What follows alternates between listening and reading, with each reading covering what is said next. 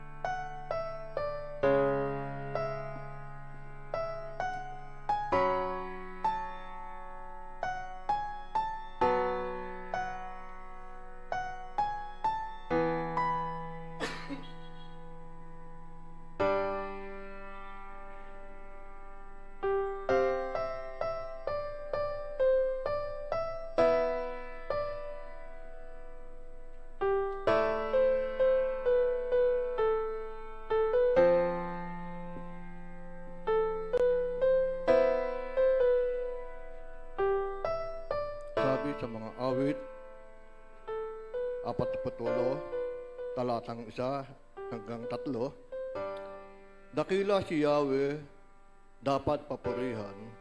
Sa lungsod ng Diyos, bundok niya ay banal. Ang bundok ng Zion, tahanan ng Diyos, ay dakong mataas na nakalulugod. Bundok sa hilaga, na galak na dulot. Sa lahat ng bansa nitong sinukob. Sa piling ng Diyos, ligtas ang sinuman sa loob ng muog ng banal na bayan. Tayo po ng lahat ay manalangin. O Diyos, amang mga pangyarihan sa lahat, maraming salamat po, Panginoon, sa gabing ito, na muli kami nagkasama-sama, Panginoon, upang patuloy ka paparihan, patuloy itaas ang iyong dakila, Panginoon. Salamat po, Panginoon, sa pagkakataon ito na muli nagkasama-sama ang mga anak upang patuloy ka paparihan at itaas ang iyong dakila, Panginoon, sa gabing ito, kami patuloy nagpapasalamat sa iyo, Panginoon, sa lahat ng mga pagpapala mo, Panginoon, sa mga tao na iyong itatayo sa gabing ito, sa lahat ng mga mamumuno o mangunguna sa aming gawain sa gabing ito. Ikaw, nawa, Panginoon, ang patuloy na humawak sa bawat isa sa kanila, Panginoon. Ang banal na Espiritu po, Panginoon, ang patuloy na humipo sa bawat isa sa aming, Panginoon.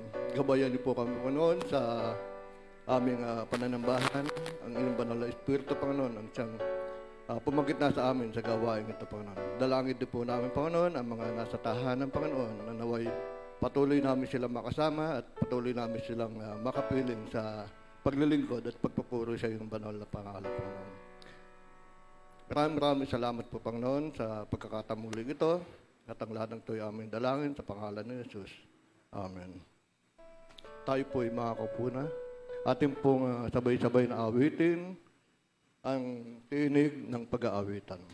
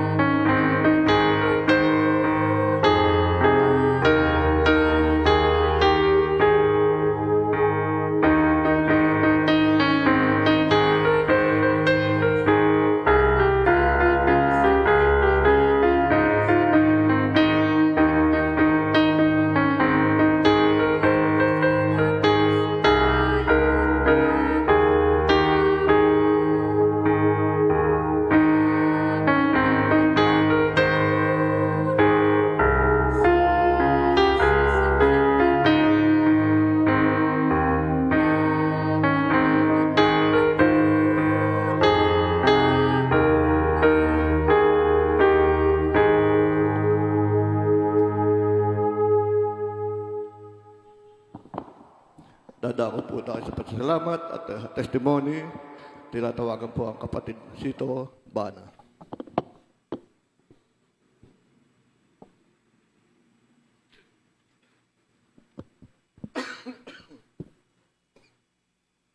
To God be the glory.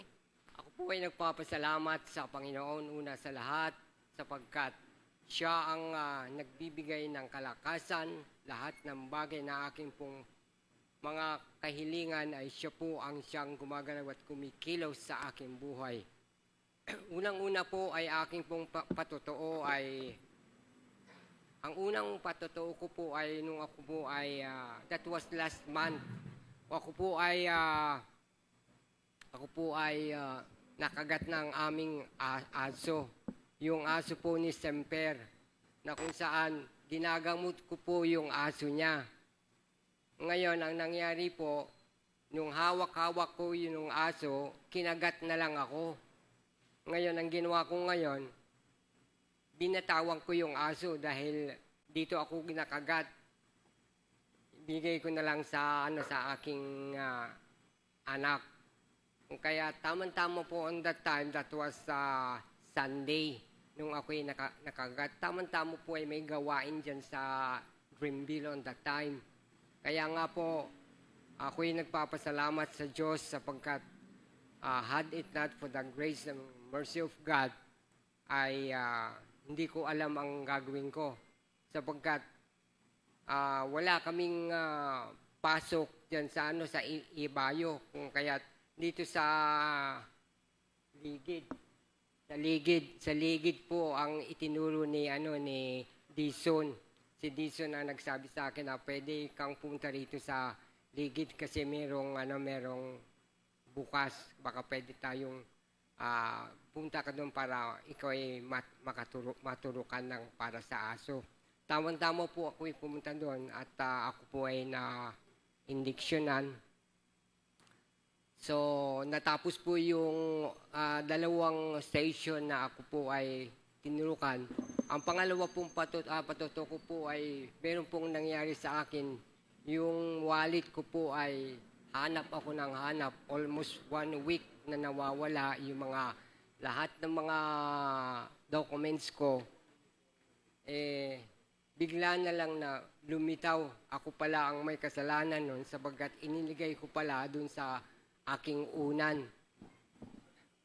Ako pa rin ang may kasalanan nun, pero ang nangyari doon sa akin ay may pinakita lang sa akin ng Panginoon na kinakailangan pala na meron kang isang lugar na paglalagyan. Hindi lang kung saan-saan inilalagay ang isang bagay na napakahalaga. So, yan ang isang itinuro ng Panginoon sa akin na from that time on, meron akong isang ginawang magandang lugar na pinaglalagyan ko ng aking wallet at saka ibang mga kagamitan ko. Yun po ang aking pong patuluto. At isa pong paalala sa akin ng ating Panginoon ay kinakailangan palagi kang o kaya isusulat mo o kaya para hindi mo makakalimutan sa lahat ng bagay na gagawin mo. Kinakailangan isusulat po natin yan, mga kapatid. Kaya nga po, ako po ay naniniwala na yung pong palaging sinasabi po ng aking misis sa akin is, you should have to trust the Lord. Ang palaging sinasabi sa akin. Kaya nga po, hindi ko makakalimutan na yung pong yung kasabihan ng Bible na trust in the Lord. Trust in the Lord with all your heart and lean not with your own understanding, and He will lead you in the right path.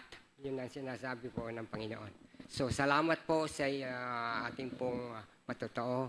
Salamat po. Isang mapagpalang gabi po sa ating lahat. Tayo po tumayo at sama-sama po tayong umawit para sa ating Panginoon. At sama-sama po natin siyang bigyan ng papurit, pasasalamat.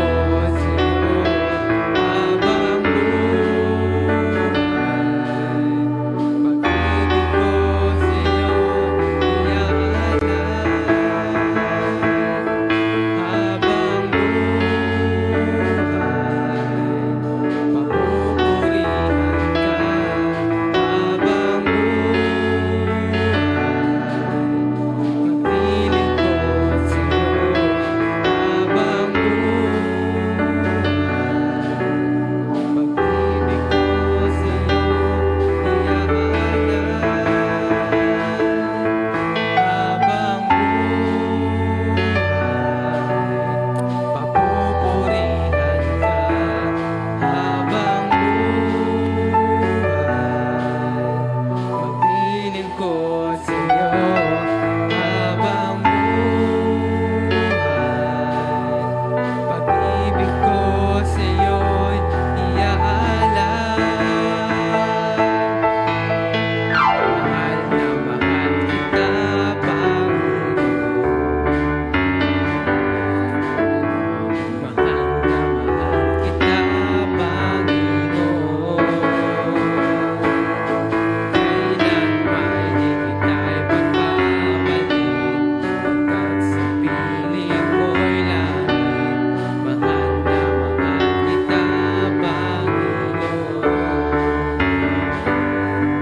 Kailanman di kita'y pagpapalik, pagkat sa piling mo'y langit. Mahal na mahal kita, Panginoon. Kailanman di kita'y pagpapalik, pagkat sa piling mo'y langit. Mahal na mahal kita, Panginoon. Mahal na mahal kita, Panginoon. Mahal na mahal kita,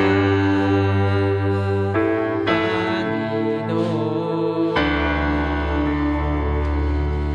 Patuloy po tayo sa ating pag-awit. Sabi nga po sa next song, Ikaw ang tunay na Diyos. Nakita po natin na tunay na naging matapat ang Diyos sa atin sa last Sunday po, ginanap natin yung anniversary. Tunay na nakita natin yung katapatan ng Lord na nararapat lang na ibalik natin yung praises sa ating Panginoon. Sama-sama po tayo sa ating pag-awit.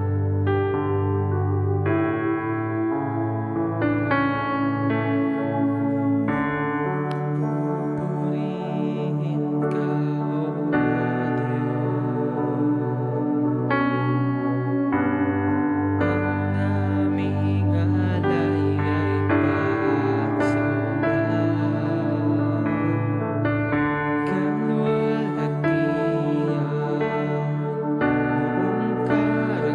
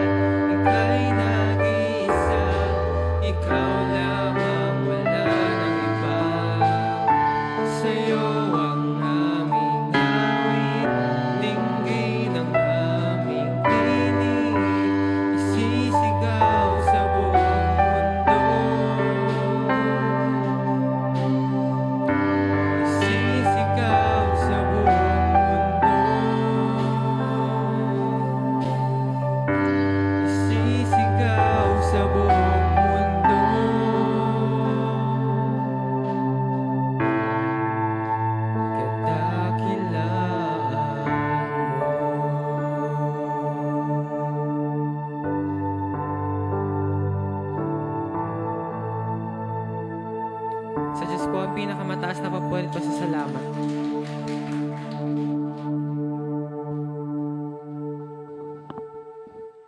Ating pong ianda ang ating mga puso't isipan sa pakikinig po ng mensahe ng ating Panginoon na ihahatid po sa atin ng ating Elder Cora Ocol.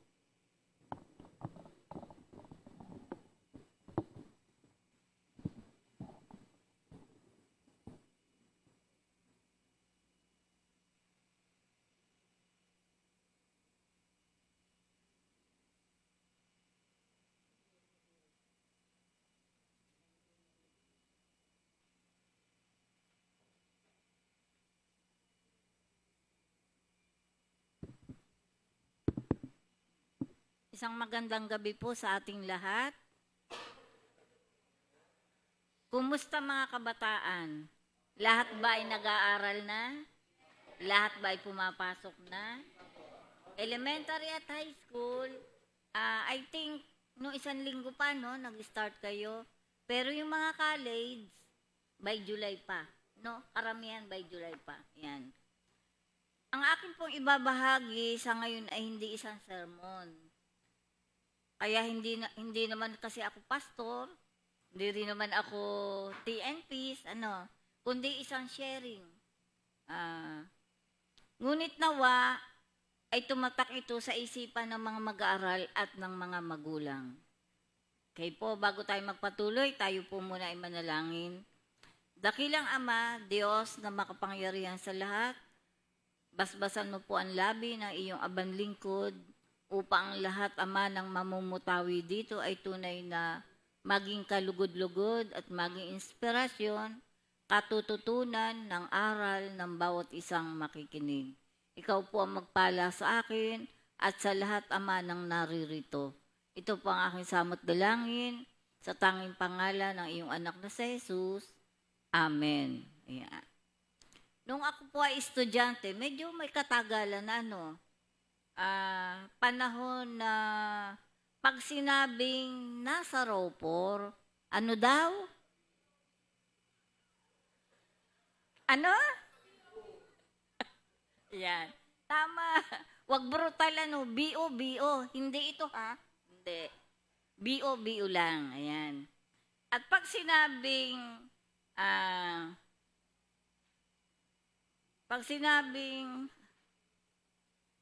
nasa pilot section, ano daw? Section 1, nandun ang matatalino. Pero pag nasa last section, ano sabi? B.O. na naman. Naniniwala ba kayo doon? Hindi. Nung araw, yun pero gumabi. Kaya wala na yun. No? Sa personal ko po na pananaw, wala namang B.O. No? Walang B.O. Lahat, pag nagkaloob ang Diyos ng biyaya, yan ay para sa lahat. No? Bakit ko nasabi? No? Doon po sa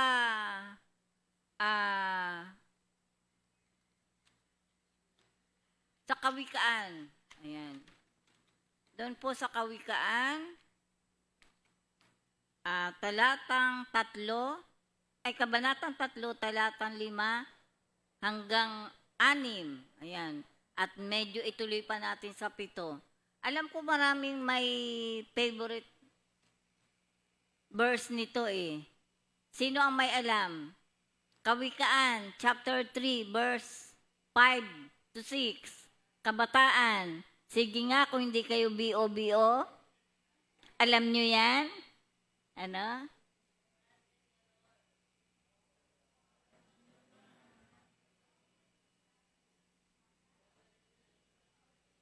Ayan. Kayawi ka magtiwala, buong puso at lubusan, at huwag kang manangan sa sarili mong karunungan. Ayan. Yan, maliwanag po yan, Bakit ko nasabing walang B.O. Kasi sabi nga, diyan sa verse 5, Sa verse, pinapakita diyan, lahat tayo ay pinagkalooban ng katalinuhan. o karunungan. Maaring hindi lang nakukultivate ng iba, kaya akala nila ay ganun sila, no? Di alam ng iba, meron silang sariling katalinuhan o karunungan. Maaring sa pamilya, sa miyembro ng pamilya, may mga fast learner. Ibig sabihin, mabilis makatch up yung mga lesson, yung mga aralin. At meron din naman na slow learner. Yung hindi nila na makuha yung aralin o yung mga pinag-uusapan sa madalian na oras. Kailangan sa kanila yung i-detalye mo, ipapaliwanag mong mabuti, pero nauunawaan nila, nalalaman nila, no? Doon lang nagkaiba, no? Akala ng iba, meron talagang matalino at meron namang ganun, pero hindi. Yan. At ipinakikita doon sa verse 5. Yan.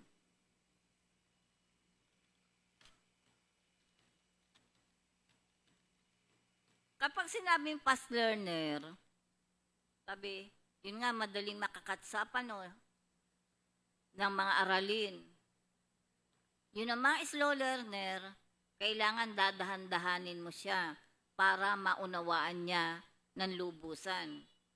Ngayon, kung merong mga sinasabing marurunong, matatalino, paano ba gagamitin ang katalinuhang yan? Paano ba dapat gamitin? Yan. Ipagyayabang ba yan? Ipagpaparangyaan? Ipagmamagaling? Sabi sa verse 7, huwag mong ipagyayabang ang iyong nalalaman. Igalang mo at sundin si Yahweh at lumayo ka sa kasamaan. So, ayun merong mga fast learner na sinasabing matalino. Ayan. Sabi, huwag ipagyayabang upang hindi maging palalo o mapagmataas. No? Ipagpasalamat na lang sa Diyos at sila ay mga fast learner. Ang nais ng Diyos ay maging mapagpakumbaba. At kapag nasunod yan, ano ang mangyayari? No? Sabi, wag daw ipagyabang, Kapag nasunod, ano ang mangyayari? Maliban sa pagiging mapagpakumbaba, maging grateful, no? Maging mapagpasalamat kung kanino nagmula ang talino o karunungan. Kasi ang ito pong ating sharing na ito ay pinamagatang kung talino mo, hindi sa iyo. Kung hindi sa iyo, kanino nagmula? Kanino? Sa Diyos. Siya yung nagkaloob niyan, no? Hindi mo pwedeng sabing, ay, alam ko yan. Ay, kaya ko yan. Kasi matalino ako. Hindi. Nagkaroon ka niyan dahil yan ay hindi talaga sa iyo. Yan ay ipinagkaloob lamang sa iyo ng Diyos. Ang sabi sa verse 6, lahat ng iyong gawain siya nga'y alalahanin. Igalang mo at sundin si Yahweh at lumayo sa kasamaan. Ano ang ibig sabihin? Ano ang ibig sabihin nun? Sabi, wag lalaki ang ulo. Yan. Wag magiging mapagmataas. Wag magiging palalo. Dahil ang katalinuhan mo, ang karunungan mo, ang dunong mo ay mula sa Diyos. Hindi yan mula sa iyo. No? At pinalalayo ka sa pagmamataas upang hindi ka maging masama, upang hindi ka makagawa ng mga kasalanan. Kasi kapag masyado kang BBS, ayan, sa sarili, bilib na bilib sa sarili, ay magiging, ang tendency niyan ay magyabang ka, magmataas ka, at iisipin mo na, nakakahigit ako sa iba, no? Na hindi dapat mangyari, no? Walang dapat ipagmalaki kundi ang pinagmulan ng karunungan. Doon sa nagkaloob ng karunungan ng dunong niya. Kaya nga mga kabataan, mga estudyante, huwag kayong maniniwala sa ganong pananaw. Walang, BO. Yan. Sa mga magulang, sa mga anak na past learner, purihin natin sila. Pero gabayan upang hindi sila maging mapagmalaki at hindi mag-discriminate ng kapwa nila na hindi nila kagaya or yung sinasabi ngayon na hindi nila ka-level sa talino. No? At sa mga magulang na may slow learner, tulungan naman natin sila. No? Pagtiyagaan sila at i-encourage na sila ay may dunong din. No? Maging masipag yung anak at yung magulang. Maging matyaga na magturuan, maggabayan para makultivate yung dunong, yung talinong nasa kanila na hindi lamang nila natutuklasan. Kasi ang nakikita nila ay yung mga matatalino, yung mga marurunong, at iniisip nila na hindi sila ganun. Ang mga magulang ang tutulong para ipaliwanag yung mga bagay na ito. Kasi pag nagpatuloy yung damdamin nilang ganun, yung emotion nilang ganun, maaring mag-down talaga sila. Kaya mga magulang, tulungan ang mga anak. Pero, doon sa mga past learner ninyong mga anak, wag naman kayong magiging, yung bang itutulak ni sila para maging maging sobrang competitive, no? Hayaan nating ilabas yung natural na talino ng mga bata. At yung mga batang yan, para matulungan nyo ang inyong mga sarili, tiyaga, sipag, no? At maging attentive kayo. Maging mapagmatsyag kayo. Mag-concentrate kayo kung ano yung itinuturo, kung ano yung aralin, kung ano yung assignment. Pagsikapan nyo, kaya nyo yan. No? Huwag nyo iisipin, hindi ko kaya, mahina ako sa ganun, sa ganito. Hindi, kaya nyo yan. Kung magiging matyaga kayo, magiging masikap kayo, at tutulungan din ng mga magulang. Pero mga magulang, huwag nyo ipipressure ang inyong mga anak. No? Huwag nyo ipipressure na, kailangan honor ka, kailangan mag-champion ka, kailangan magaling ka sa kanila. No. Hayaan natin, ipag-pray po natin sila. Ipag-pray natin sila na sila ay gabayan ng Lord, na sila ay tulungan ng Lord sa kanilang mga aralin o kung ano mang kanilang gawain. Huwag din kayong sa loob ng pamilya. Di ba sabi ko nga po, merong fast learner, may slow learner. Huwag ho kayong magko-comparison ng mga anak nyo. Ang mga anak ay may kanya-kanyang talento na ibinigay ang Lord. Huwag na huwag kayong mag-compare. Kasi diyan magmumula ang inggitan, selosan. Kung natatandaan nyo po sa panahon ni Cain at Abel, dahil kinalugdan ng Lord yung handog ni Abel, anong nangyari? Nainggit si Cain. Kaya siya nakagawa ng kasalanan laban sa kanyang kapatid. Bagay na hindi dapat mangyari sa loob ng pamilya. Kaya mga magulang, no comparison sa kakayanan ng inyong mga anak. No po? Yan. At kung ang bawat isa naman na estudyante ay feeling niya na mahina ako, hindi ko kaya, wala akong dunong, wala akong talino na kagaya niyan, kagaya nun, huwag niyong isipin yan. Ano ang sabi sa Santiago? Kabanata 1, talatang 5, ngunit kung ang sino man sa inyo ay kulang sa karunungan, humingi siya sa Diyos at siya ay bibigyan, sapagkat ang Diyos ay nagbibigay ng sagana at hindi nanunumbat. So yun lang ang susi, no? hingin ninyo sa Lord yung karunungan. Kung feeling nyo lang pero totoo, meron naman kayo talagang talino, no? Kailangan lang i-cultivate. Pero kung feeling nyo ay nakukulangan kayo, wala kayo, hingin nyo sa Lord. At ang Diyos ay magbibigay. Hindi lang basta magbibigay, kundi saganang magbibigay. Yan. So, maikli lang po itong aking sharing na ito sa gabing ito dahil panahon ito ng pag-aaral ng mga estudyante. Estudyante, tulungan nyo ang inyong mga sarili. Mga magulang, tulungan nyo ang inyong mga anak.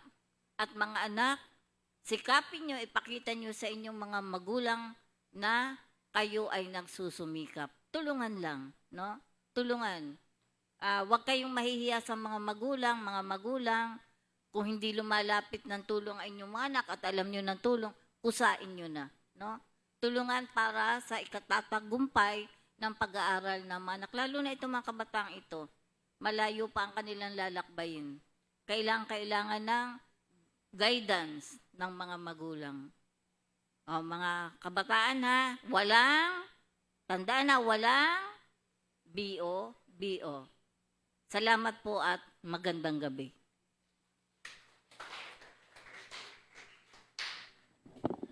Ngayon naman po ay dadako po tayo sa paghahandog, kasabay po ng isang tanging awit na ihatid po sa atin ng kapatid Jiboy Ocol.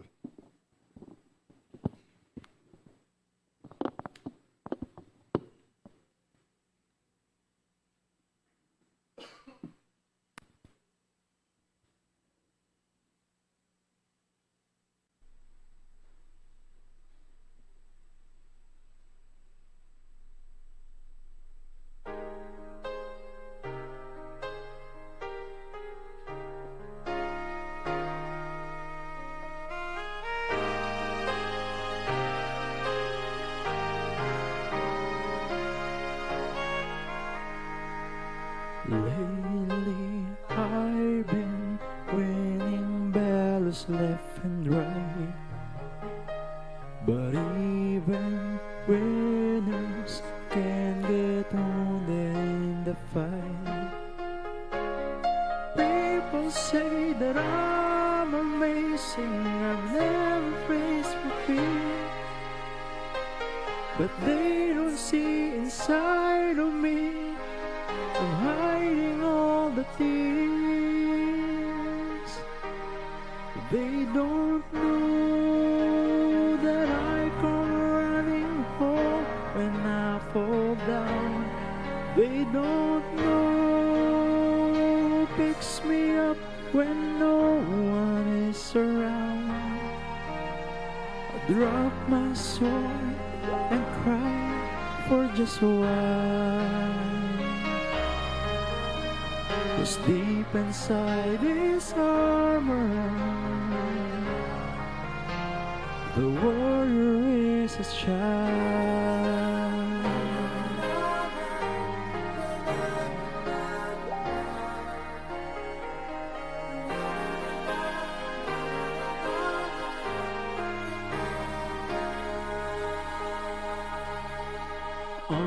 Unafraid because his armor is the best, but even soldiers need a quiet place to rest. People say that I'm amazing, I've never faced retreat, but they don't see the enemies that lay me at his feet. They don't know that I come running home when I fall down. They don't know who picks me up when no one is around. I drop my sword and cry for just a while. 'Cause deep inside his armor, the warrior is a child.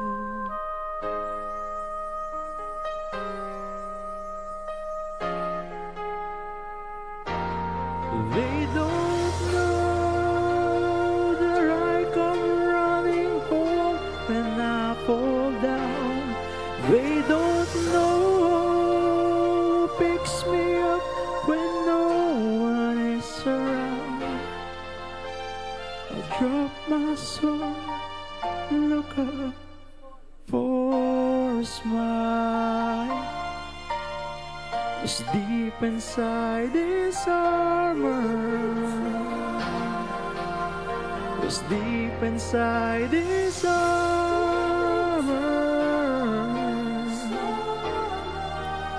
Was deep inside his armor.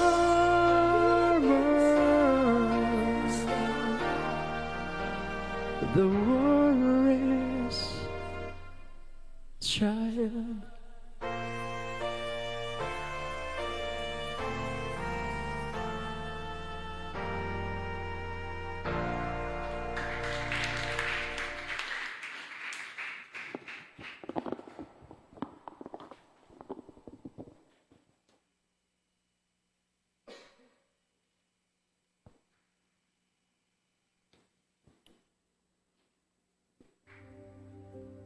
Tumayo po ang lahat. Ngayon naman po ay dadako po tayo sa ating sama-samang panalangin. Ang mga nasa tahanan po ay maaari pong sumabay sa pananalangin at ang mga ipapanalangin po natin ay makikita po natin sa ating live stream. Para naman po sa prayer group 1, ang mga kababaihan, ang group 2 po, padalangin po para sa mga gawain at paggawain ng Tipasunida Church ay ang mga kabataan, mga babae. Ang prayer group 3, panalangin para po sa mga miyembro ng ating iglesia, ng mga kabataan pong mga lalaki. At para po sa group prayer 4, ay panalangin para sa mga namumuno sa ating iglesia at sa buong bansa at sa buong mundo. Ito po ay ipapanalangin ng mga kalalakihan. Sige po, tayo po magsama-sama na.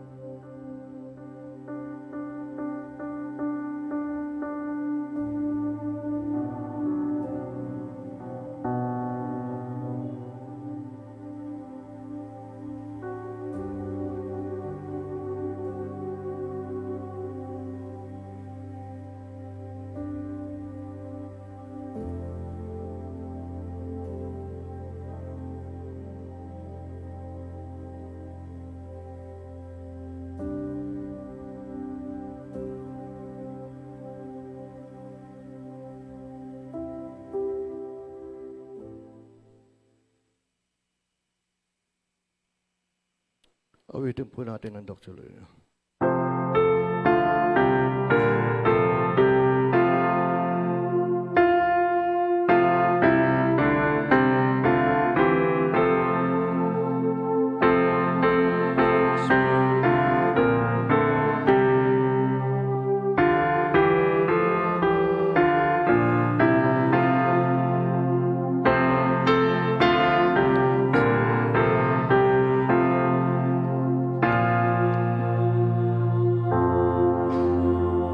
Tayo po'y manalangin. O Diyos, ang mga Panginoon sa lahat, muli namin tinataas ang dakilang pangalan sa gabing ito, Panginoon. Salamat po, Panginoon, sa pagkakataong ito na muli ka namin nakapiling. Salamat po, Panginoon, sa taong iyong ginamit upang magbigay ng iyong mensahe sa gabing ito. Naway patuloy niyo siyang pagpalay, Panginoon. Patuloy siyang gamitin sa kanyang ministeryo, Panginoon. Maraming po salamat, Panginoon, sa talino na inyong pinagkaloob sa bawat isa sa amin. Salamat po, Panginoon, sa patuloy na paggabay mo at patuloy na patnubay mo, Panginoon. Dalangin po namin, Panginoon, na naway gamitin namin ang aming mga talino, hindi lamang po sa aming mga sarili upang itaas ang aming sarili, kundi gamitin niyo po, Panginoon, at tulungan niyo po kaming gabayan upang magamit namin ito ng naayon sa inyong kalooban upang mapurihan ka, Panginoon, at itaas sa inyong dakilang pangalan, Panginoon. Salamat po, Panginoon, sa mga anak mo na narito, na kasama namin, Panginoon, at sa mga nasa kanila mga tahanan na muli namin sila nakapiling sa pananambahan sa gabing ito, Panginoon. At sa aming pag-iwahiwalay, Panginoon, sa gabing ito, ay patuloy namin dalangin na naway ingatan niyo kami, Panginoon, at gabayan hanggang kami ay makauwi sa aming mga sarili mga tahanan. At dalangin din po namin, Panginoon, ng patuloy na kagalingan at kalakasan ng aming pastor, naway patuloy siyang patnubayan at bigyan ng kaginhawaan sa kanyang mga nararamdaman upang patuloy namin siyang makasama at makapiling sa aming pananambahan, Panginoon. At sa pagkakataon po ito, Panginoon, ay dalangin namin ang makapangyarihang bendisyon ng inyong gawad sa bawat sa amin. Sa Kanya ang makapag-iingat sa inyo upang hindi kayo magkasala at makakaharap sa inyo na walang kapintasan at may malaking kagalakan sa kanyang kaluwalhatian. Sa isang Diyos na ating tagapagligtas sa pamamagitan ni Jesucristo na Panginoon natin, sa Kanya ang kapurihan, karangalan, kaluwalhatian at kapangyarihan mula pa noon una, ngayon at magpakailanman. Amen.